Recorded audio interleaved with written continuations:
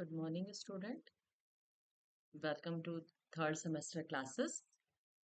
तो आप लोगों ने सेकेंड सेमेस्टर का एग्ज़ाम दे दिया। आई होप सो कि सबका एग्ज़ाम काफ़ी अच्छा हुआ होगा। आज की जो वीडियोस में है, इस वीडियो में हम लोग बात करेंगे कि थर्ड सेमेस्टर में हम सबको कौन-कौन से पेपर पढ़ने हैं। तो थर्ड सेमेस्टर की जो है वो शुरुआत हो चुकी है। थर्ड सेमेस्टर अगर हम साइकोलॉजी की बात करें, तो थर्ड सेमेस्टर में हमारे पास 2 पेपर इस बार पढ़ने हैं। जैसे फर्स्ट सेमेस्टर और सेकंड सेमेस्टर में आपने एक-एक पेपर मनोविज्ञान के पढ़े, लेकिन थर्ड सेमेस्टर में आपको विकासात्मक मनोविज्ञान और सांख्यिकी ये 2 पेपर आपको थर्ड सेमेस्टर में पढ़ना है। चाहे आप मेजर की हो या माइनर की हो, आपको दोनों पेपर पढ़ना है। अब आप सबसे पहले हम लोग प्रकाश डालेंगे कि जो मेजर जिसका है, जिन्होंने साइकोलॉजी एज अ मेजर विषय लिया है, उसमें सबसे पहला पेपर जो मेजर का होगा वो होगा डेवलपमेंटल साइकोलॉजी। डेवलपमेंटल साइकोलॉजी में टोटल आपको 4 यूनिट पढ़ना है, जिसमें फर्स्ट यूनिट आपका इंट्रोडक्शन है। डेवलपमेंटल साइकोलॉजी जिसको हम हिंदी में विकासात्मक मनोविज्ञान कहते हैं। यहाँ विकासात्मक मनोविज्ञान कहने का तात्पर्य ये है कि जैसे जैसे हमारा विकास होता चला जाता है, तब तक हम कैसे-कैसे हमारे अंदर विभिन्न तरह की प्रक्रियाएं विकसित होती हैं, उसके बारे में ये पेपर हमें बताएगा।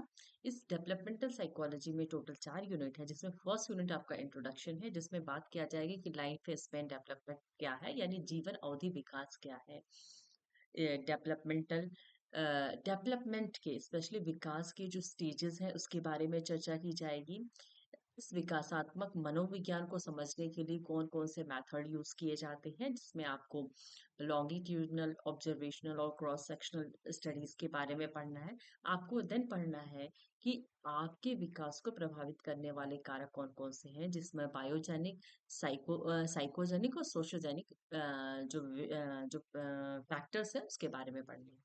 उसके बाद से आपको कॉग्निटिव एंड लैंग्वेज डेवलपमेंट जो सेकंड यूनिट बनती है वो पढ़ना है। इस कॉग्निटिव एंड लैंग्वेज डेवलपमेंट के अंतर्गत आप पढ़ेंगे कि कैसे व्यक्ति का संज्ञानात्मक और भाषात्मक विकास होता है। हर व्यक्ति जब जैसे जैसे बड़ा होता चला जाता है उसमें संज्ञान भी होता विकसित होता चला जाता है, उसमें भाषा का भी विकास होता चलता है। तो इसमें आपको पढ़ना है कि कॉग्निटिव डेवलपमेंट क्या होता है, थ्योरीज क्या है कॉग्निटिव डेवलपमेंट की। उसमें दो थ्योरी आपको पियाजेओ और दूसरा वाइगोस्टी की थ्योरी पढ़नी है। नेक्स्ट आपको लैंग्वेज डेवलपमेंट के बारे में पढ़ना है, भाषा विकास क्या होता है, इसमें चोम्स्की की थ्योरी पढ़नी है। और मॉरल डेवलपमेंट यानी नैतिक विकास के अंतर्गत नैतिक विकास क्या होता है, उसमें गोलबर्ग की थ्योरी और गिलिगन की थ्योरी पढ़नी है। देन आपको थर्ड यूनिट आपकी बचती है फिजिकल एंड इमोशनल डेवलपमेंट की, यानी शारीरिक और संवेगात्मक विकास क्या होता है इसके बारे में पढ़ना है। कौन कौन से ऐसे फैक्टर्स होते हैं जो कि फिजिकल डेवलपमेंट को प्रभावित करते हैं, और फिजिकल डेवलपमेंट कैसे हमारे बिहेवियर पे प्रभाव डालता है इसके बारे में पढ़ना है।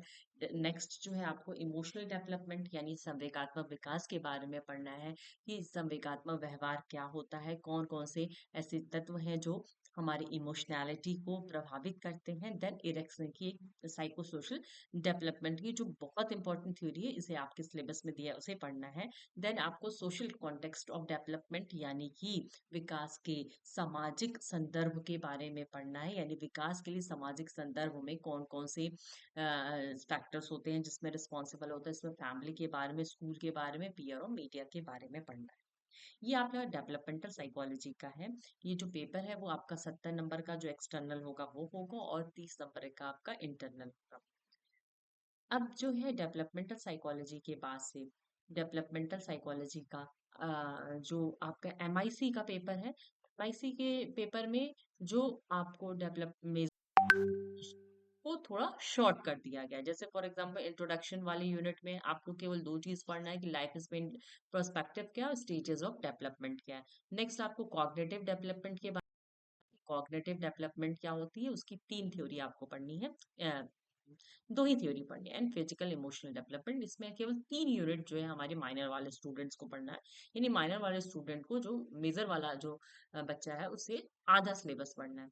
देन आपका आता है जो सेकंड पेपर आप दोनों लोगों को पढ़ना है, मेजर वालों के लिए और माइनर वालों के लिए सिलेबस अलग है। वो सेकंड पेपर है सांख्यिकी के बारे में।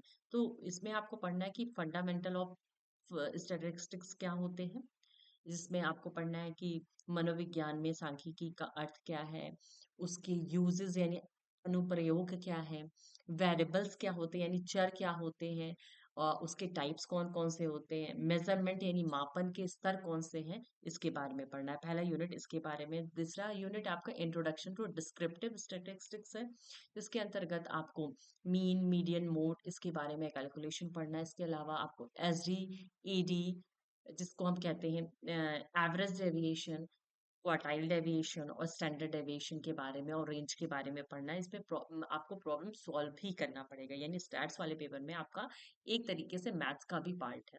तो इस पे बहुत ज्यादा फोकस करना पड़ेगा, क्योंकि आपको फॉर्मूलाज याद करने पड़ेंगे और देन आपको सॉल्व भी करना पड़ेगा। इसमें आपको डेटा को किस तरह हम ग्राफिकली प्रेजेंट करते हैं उसके बारे में भी पढ़ना पड़ेगा। मेजर वाले बच्चों के लिए हिस्टोग्राम, पॉलीगॉन और ओलिव है, जबकि जो माइनर वाले हैं उसके लिए कम है। कोरिलेशन एंड टी टेस्ट के बारे में पढ़ना है। कोरिलेशन सह संबंध और टी टेस्ट के बारे में पढ़ना है। इसमें आपको कोरिलेशन के कॉन्सेप्ट को समझना पड़ेगा, कितने तरह के कोरिलेशन होते हैं उसके बारे में पढ़ना पड़ेगा। कैसे हम कोरिलेशन को कैलकुलेट करना है, जिसमें आपको दो मेथड पढ़ना है, एक प्रोडक्ट मूवमेंट मेथड और दूसरा रैंक डिफरेंस मेथड पढ़ना है।